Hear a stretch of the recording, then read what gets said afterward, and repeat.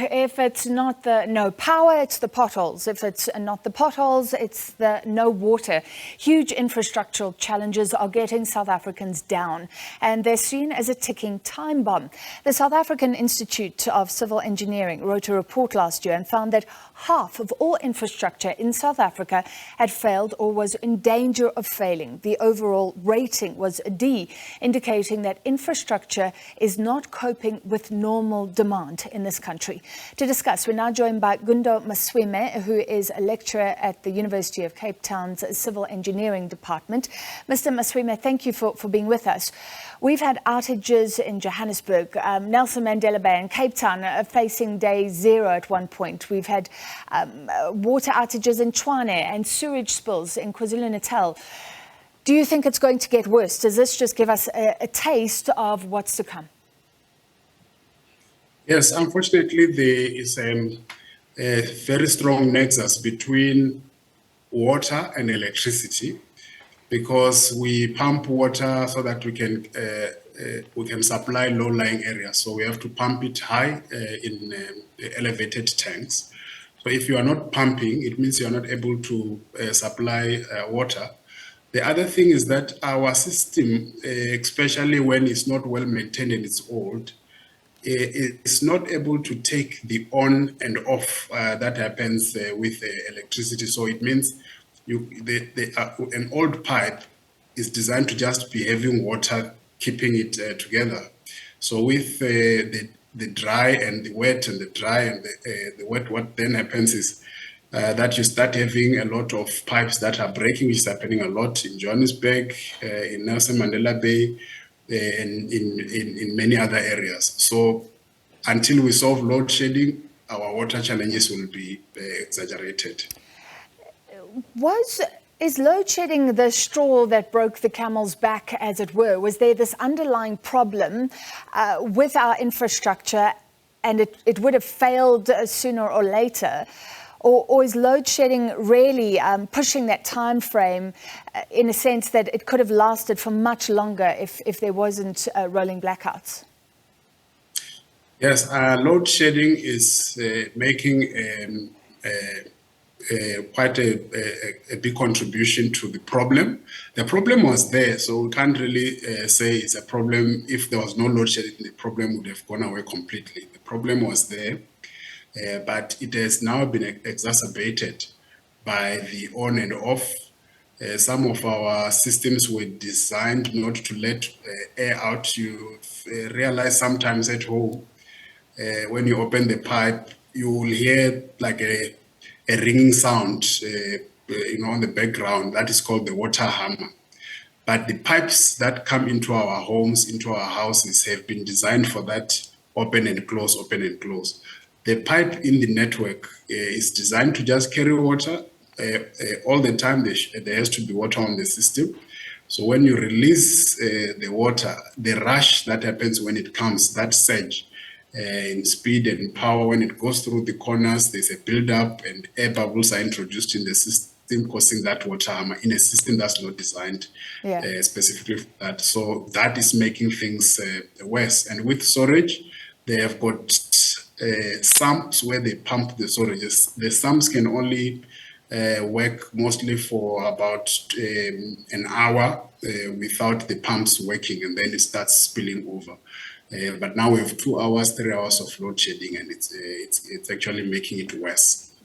And we're experiencing what you explained with the pumps here in Johannesburg. So Rand Water is the bulk supplier.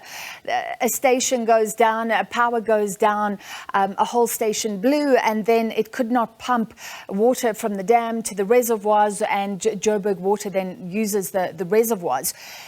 This is a huge problem, and given the fact that we've had load shedding for several years, government is now talking about generators being used by Rand Water. Of course, it's going to be costly, but should a solution like that have been put in place years ago? Yes, there are applications where you can use generators. But let me give you an example with Nelson Mandela Bay. They have got more than 300 pump stations just for water. Let's leave the storage pump stations out.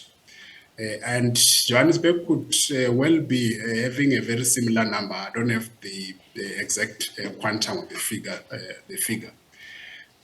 To buy all those 300 generators for every pump station, the cost of that will be very high. Secondly, there is a lot of vandalism that happens, and these generators are in demand now. To secure them in such a way that no one can come through, and then to make sure that there is diesel at any given time, so that when there's an outage and it kicks in, the diesel is there.